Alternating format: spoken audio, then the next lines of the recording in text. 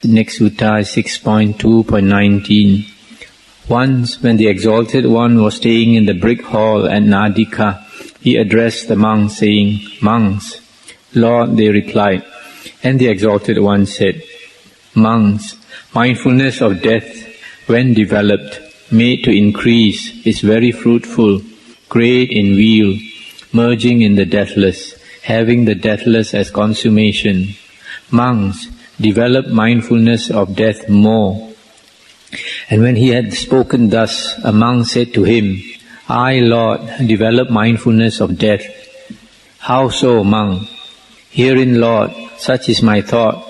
Were I day and night to abide mindful of the Exalted One's word, much would be done by me. Thus, Lord, I develop mindfulness of death." And another said, "I too, Lord, develop mindfulness of death."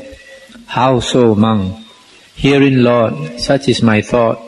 Were I day long to abide mindful of the Exalted One's word, much would be done by me." And another said, "Such is my thought. Were I to abide mindful just so long as I eat an alms meal." And another said, "Were I to abide mindful as I munch and swallow 4 or 5 morsels of food." And another said, "As I munch and swallow only 1 morsel of food." And another said, "I too, Lord, develop mindfulness of death." "How so, monk?" "Lord, such is my thought. Were I to abide just so long as I breathe in and out, or breathe out and in, mindful of the Exalted One's word, much would be done by me. Thus, Lord, I develop mindfulness of death." And when he had spoken thus, the Exalted One said to the monks, "Monks, the monk who makes mindfulness of death, who develops mindfulness of death thus, were I day and night to abide mindful of the Exalted One's word. Or he who thinks thus, were I day long to abide mindful of the Exalted One's word. Or the one who thinks, as I eat an alms meal, or as I munch and swallow 4 or 5 morsels of food, mindful of the Exalted's words, much would be done by me.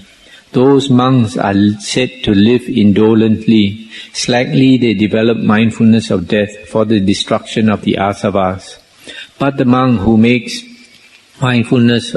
develops mindfulness of death thus, were I to abide mindful of the Exalted One's word, as I munch and swallow 1 morsel of food, and he who thinks thus, were I to abide mindful of the Exalted One's word, as I breathe in and out, or out and in, much would be done by me. These monks are said to live earnestly. Keenly they develop mindfulness of death for the destruction of the asavas. Wherefore, monks, train yourselves thus. We will live earnestly. Keenly will we develop mindfulness of death for the destruction of the asavas. Train yourselves thus, monks. That's the end of the sutta. This mindfulness of death is a very important practice for us to, in order that we may turn away from the world and practice the holy life. If we were not to remind ourselves that this body is going to die one day, and that one day is not very far away, then we would be still be very interested in the world, because there are many things in the world, especially nowadays, that would attract us. But it is only because we keep reminding ourselves that death would come in the not too distant time that we have this earnestness, this incentive to practice the holy life. You notice the Buddha said about develop, were I to abide mindful of the Exalted One's word, much would be done by me. This mindful of the Buddha's word, that is mindfulness of the Dhamma, Dhammanusati, one of the objects of the Satipatthana meditation.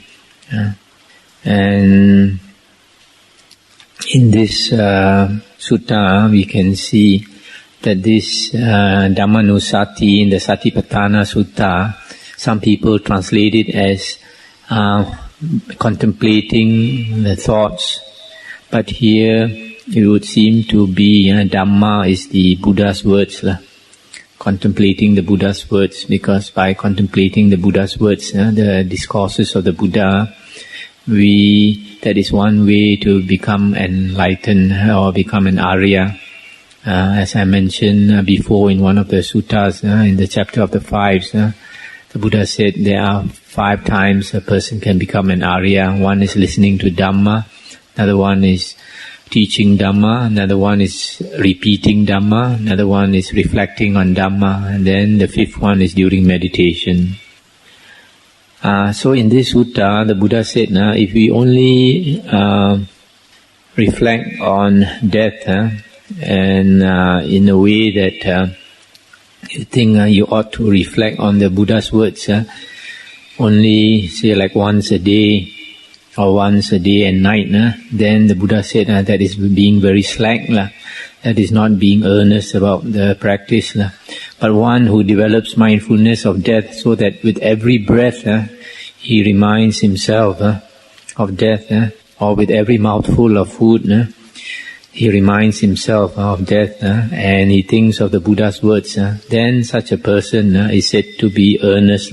In other words, the Buddha is trying to tell us that as often as possible we should remember to practice the mindfulness of death. As often as we can, we should contemplate on the Buddha's words. The next sutta is 6.3.27. Now a certain monk visited the Exalted One, saluted him and sat down at one side. And so seated, he said to the Exalted One, Lord, how often should one go and see a monk who has developed mind? Manobhavaniya. How often should one go and see a monk who has developed mind? And the Buddha said, Monk, there are these 6 times when one should go and see a monk who has developed mind. What 6? Herein, monk, when a monk is obsessed in heart by passionate lust, overwhelmed by passionate lust, and knows no refuge, as there really is, from the surge of passionate lust, then let him visit a monk who has developed mind, and say this to him, Good sir, I am indeed obsessed in heart by passionate lust, overwhelmed thereby, nor know I any refuge from the surge thereof. Well were it for me if the Venerable One would teach me Dhamma to get rid of this lusting. Then the monk will teach him Dhamma to rid him of that lust. This monk is the first time to go and see a monk who has developed mind.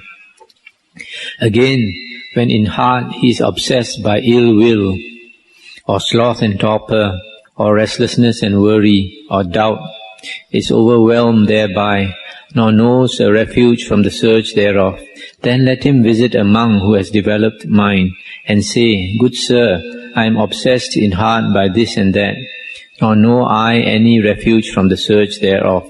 Let the Venerable One teach me Dhamma. And he does so. This monk is the 2nd, 3rd, 4th and 5th time to go and see a monk who has developed mind. Moreover, monk, when from some object as he concentrates thereon, there comes not to him at intervals asava destruction, nor knows he that object, nor realizes it, then let him visit a monk who has developed mind and say, Good sir, from this object as I concentrate thereon, there comes not to me at intervals asava destruction, nor know I this object, nor realize it. Well were it for me if the Venerable One would teach me Dhamma to the end that I may destroy the asavas. Then the monk will teach him Dhamma to destroy the asavas. This monk is the 6th time to go and see a monk who has developed mind. That's the end of the sutta. Here the Buddha is saying when a monk, and it probably also applies to a lay person, when he is obsessed by the 5 hindrances, by sensual desire or passionate lust. Second one is ill will or anger. The 3rd is sloth and torpor. and then restlessness and worry, and the fifth one is doubt. If you have these, if he's very much disturbed by these hindrances, then he should go and seek advice from a monk who has overcome these 5 hindrances. One who has attained one-pointedness of mind. And sometimes for the sake of Dhamma teaching, it is reasonable sometimes to inconvenience a monk, unless of course the teacher monk is meditating or something like that, then it's not proper to disturb him. But if he's not meditating even at night, it is all right for another monk to go and seek the advice of a senior monk who is able to guide him to overcome the 5 hindrances. And the 6th one is he cannot grasp or understand the object of meditation. He's not adept at it. Then he should go and ask for this advice. This monk who has developed mind, here is Mano Bhavaniya. Comes from the word Bhava. Bhavaniya comes from the word Bhavana. This word Bhavana is development. And in the suttas, here you find it is development of Mano, the development of the mind. In some other sutta, we came across Samadhi, Samadhi Bhavana, development of Samadhi. And when we talk about Bhavana, development, Bhavana is usually a word used for meditation. It means development of the mind. And here, in the suttas, is either development of the mano, the mind, or development of samadhi. And it helps us, one who has developed the mind is one who has got rid of the 5 hindrances. Generally, that is what is understood. Now the next sutta is quite important sutta, 6.3.29. The Exalted One addressed the Venerable Udayan, saying, "How many states are there, Udayan, of ever-minding?" Now when he had spoken thus, the Venerable Udayan was silent.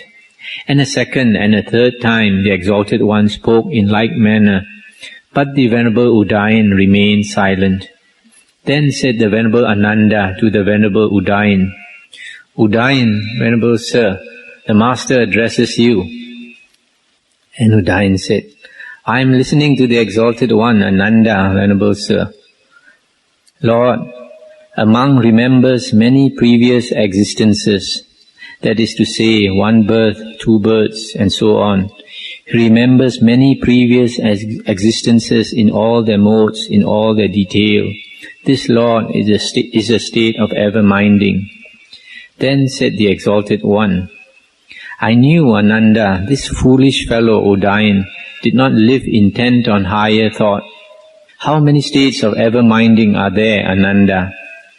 "Lord, there are 5 states." "What 5? "Herein, Lord, a monk, aloof from sensual desires, enters and abides in the 1st jhana, the 2nd jhana, and the 3rd jhana. This state of ever-minding, Lord, thus made to increase, leads to dwelling at ease here and now. Again, Lord, he concentrates on the thought of light, fixes his mind on the thought of day. As by day, so by night. As by night, so by day. Thus, with mind neither hampered nor hindered, he makes his mind become radiant. This state of ever-minding, Lord, thus made to increase, leads to the gain of insight knowledge, jnana dasana. Again, Lord, he considers this body upwards from the soles of his feet, downwards from the hair of his head, as skin-bound, as full of diverse impurities.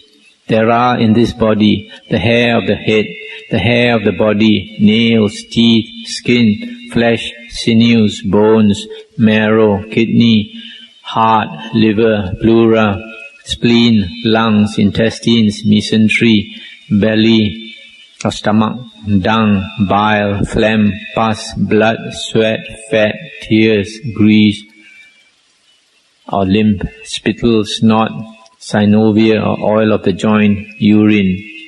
This state of ever-minding Lord, thus made become, thus made to increase, leads to the riddance of passionate lust. Again, Lord, suppose you see a body cast away in a cemetery, 1 day dead, 2 days dead, or 3 days dead, bloated, blue-black, a mass of pus. He compares his own body thus. This body too is subject thus. Thus it will come to be. This is not past. Or suppose he sees such a body being eaten by crows, ravens, vultures, dogs, jackals, vermin. He compares his own body in like manner. So too, a body that is a chain of bones with flesh and blood, sinew bound, or fleshless but blood bespattered, sinew bound, or without flesh or blood, sinew bound, or but bones scattered here and there, here a hand bone, there a foot bone, there a leg bone, here a thigh bone, here a hip bone, there a backbone, here a skull.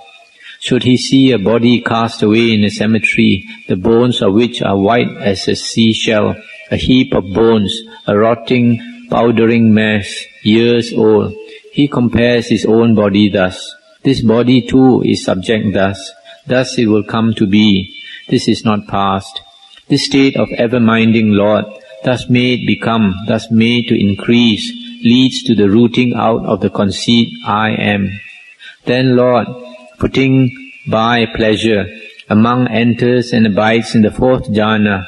This state of ever-minding Lord, thus made become, thus made to increase, leads to the complete penetration of the countless elements.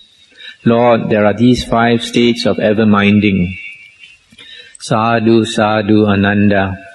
Well done, Ananda. And hold too this 6th to be a state of ever-minding. Herein, Ananda, a monk goes out mindful, comes in mindful, stands mindful, sits mindful, lies down mindful, and is mindful in performing action. This state of ever-minding, Ananda, thus made become, thus made to increase, leads to mindfulness and self-possession. That's the end of the sutta. This is a very good sutta. Here there are 5 states of ever-minding or mindfulness that Venerable Ananda said. The first one is the 3 jhanas, which leads to a dwelling at ease here and now. And the second one is he concentrates on the thought of light, fixes his mind on the thought of day, as by day, so by night, as by night, so by day.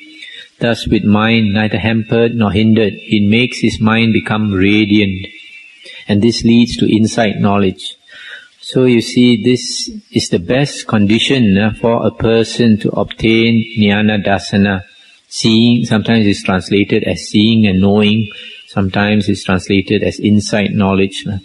So from here you can understand the purpose of samadhi, the purpose of jhana, why jhana is very often stressed in the Buddha's discourses. And the reason is jhana literally is a state of mental incandescence when the mind becomes very bright. And here we know why the Buddha wants us to cultivate the mind very bright, because it leads to insight knowledge. If the mind is dull, it's not bright, it does not lead to insight knowledge. Then the third thing that Venerable Ananda mentioned is the meditation on the 32 parts of the body. And here it is said that the meditation on the 32 parts of the body leads to the riddance of passionate lust. Lust is abandoned this way. This meditation on the 32 parts of the body is both a samatha and a vipassana practice, a tranquilization practice as well as a contemplation practice. In the earlier sutta we read, Anguttara Nikaya 2.3.10, it is said that samatha leads to the riddance of passionate lust. Samatha, just plain samadhi itself, when the mind becomes very strong, very strongly concentrated, the hindrances are abandoned, and passionate lust is one of the hindrances. So this is another way to get rid of passionate lust by contemplation on the 32 parts of the body. Then the fourth one is meditation on the corpse, the different types of corpse. A corpse that is 3 days old, bloated, blue-black, a mass of pus, etc. Then when we think of this type of corpse, then we think of our own body. One day our body will also be like that, foul, smelling, rotting. Or few days later, it is broken up, eaten up by crows, vultures, dogs, worms, etc. So in the same way, we also think that one day our body will be like that. Or after some time, when most of the flesh is eaten up, then it is a chain of bones, with some flesh left, some blood left, and the sinews are still there, binding all the bones together. Or it is fleshless, no more flesh, but still some blood on it, and the sinews are still there, binding, holding all the bones together. Or later, without flesh or blood, and then later, when the sinews are also gone, and then the bones are scattered here and there, here a hand bone, there a foot bone, there a leg bone, etc. Then later, the bones become white as a seashell, and later even turns to powder. So when we think about how this body is going to end up that way, it helps us to get rid of the conceit, I am. Then the fifth one is the fourth jhana, and it's stated here, the fourth jhana leads to the complete penetration of the countless elements. The fourth jhana is superior to the earlier three jhanas, and because it is such a tranquil state, that deep insight can be obtained from the fourth jhana. And then the sixth one that the Buddha mentioned is mindfulness of our body, in the sense of that a monk goes out mindful, comes in mindful, stands mindful, sits mindful, lies down mindful, and is mindful in performing action. This leads to mindfulness and self-possession. By itself, it doesn't give you insight. When you are mindful of your bodily actions, by itself it does not lead us to much wisdom, but it maintains our mindfulness and self-possession, sati sampajanya. And if we can maintain our mindfulness without it being broken, then it leads to concentration, to a low stage of concentration. And it helps us to develop samadhi. This, in the Satipatthana Sutta, there are various contemplations on the body, and the earlier ones are more useful, like the 32 parts of the body, the corpse and all that, because it, especially the corpse one, it gives us some urgency to practice. Let's stop here for a while. Now the next sutta is 6.3.30. Monks, these six are above all. What six? The sight above all, the sound above all, the gain above all, the training above all, the service above all, the ever-minding above all. And what monks is the sight above all?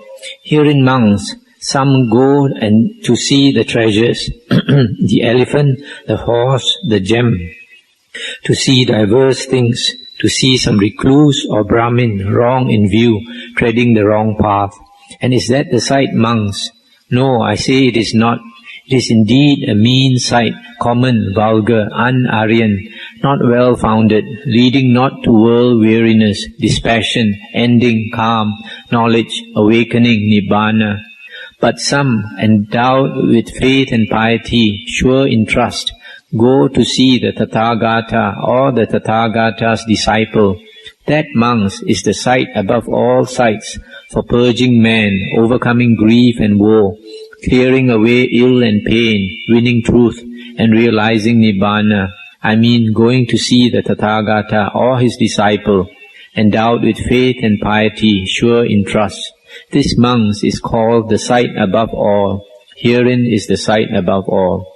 And what, monks, is the sound above all? Herein, monks, some go to hear the sound of the drum, the lute, the sound of song, to hear diverse things, to hear the Dhamma of some recluse or Brahmin, wrong in view, treading the wrong path. And is that the sound, monks? No, I say it is not. It is indeed a mean sound. Common, vulgar, un-Aryan, etc. But some, endowed with faith and piety, sure in trust, go to hear the Tathagata's Dhamma or his disciples. That, monks, is the sound above all sounds for purging man. I mean going to hear the Tathagata's Dhamma or his disciples' Dhamma or his disciples. This, monks, is called the sound above all. Herein is the sight and sound above all. And what, monks, is the gain above all? Herein, monks, some gain the gain of a son or a wife or wealth, gain diverse things, gain faith in some recluse or Brahmin, wrong in view, treading the wrong path. And is that the gain, monks? No, I say it is not. It is indeed a mean gain. But some, endowed with faith and piety, sure in trust, gain faith in the Tathagata or his disciple. That, monks, is the gain above all gains for purging man. I mean gaining faith in the Tathagata or his disciple. This, monks, is called the gain above all. Herein is the sight, sound, and gain above all. And what, monks, is the training above all? Herein, monks, some train in elephant law, in horsemanship, in the use of the chariot, the bow, the sword, train in diverse ways, train after the way of some recluse or Brahmin, wrong in view, treading the wrong path. And is that the training, monks? No, I say it is not. It is indeed a mean training. But some, endowed with faith and piety, sure in trust, train in the onward course of higher virtue, higher mind, and higher wisdom, according to the Dhammavinaya declared by the Tathagata. That, monks, is the training above all training for purging man. I mean training in the onward course of higher virtue, higher mind, and higher wisdom. This, monks, is called the training above all. Herein is the sight, sound, gain, and training above all. And what, monks, is the service above all? Herein, monks, some serve a warrior, a Brahmin, a householder, serve diverse folks, serve some recluse or Brahmin, wrong in view, treading the wrong path. And is that the service, monks? No, I say it is not. It is indeed a mean service. But some, endowed with faith and piety, sure in trust, serve the Tathagata or his disciple. That, monks, is the service above all services for purging man. I mean serving the Tathagata or his disciple. This, monks, is called the service above all. Herein is the sight, sound, gain, training, and service above all. And what, monks, is the ever-minding above all? Herein, monks, some ever mind the gain of a son or a wife or wealth, ever mind diverse gains, ever mind some recluse or Brahmin, wrong in view, treading the wrong path. And is that the ever-minding, monks? No, I say it is not. It is indeed a mean ever-minding, common, vulgar, un-Aryan, not well-founded, leading not to world-weariness, dispassion, ending calm, knowledge, awakening Nibbana. But some, endowed with faith and piety, sure in trust, ever mind the Tathagata or the Tathagata's disciple. That, monks, is the ever-minding above all, ever-minding for purging man, overcoming grief and woe, clearing away ill and pain, winning truth and realizing Nibbana. I mean ever-minding the Tathagata or his disciple, endowed with faith and piety, sure in trust. This, monks, is called the ever-minding above all. Verily, monks, these are the six above all. as the end of the sutta. Here the Buddha is saying that the sight above all sights is going to see the Tathagata or his disciple. And then the sound above all sounds is to hear the Tathagata's Dhamma or his disciples. And the gain above all gains is to gain faith in the Tathagata or his disciple. And the training above all is the training in the higher virtue, the higher mind, and the higher wisdom. Is the Adi Sila, Adi Chitta, and Adi Panya.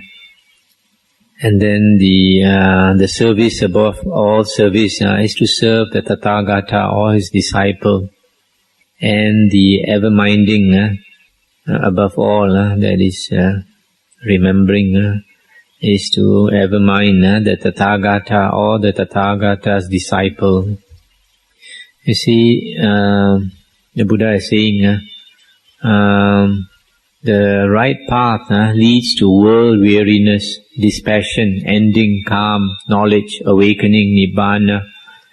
If we practice anything that leads to greater passion for the world, greater excitement for the world, that is not the spiritual path, not the holy path. It is a path that leads to enjoyment of the world, which ends in more dukkha. But the path that leads to weariness of the world is a path that leads to dispassion for the world, and that is a path that leads ultimately to the greatest happiness.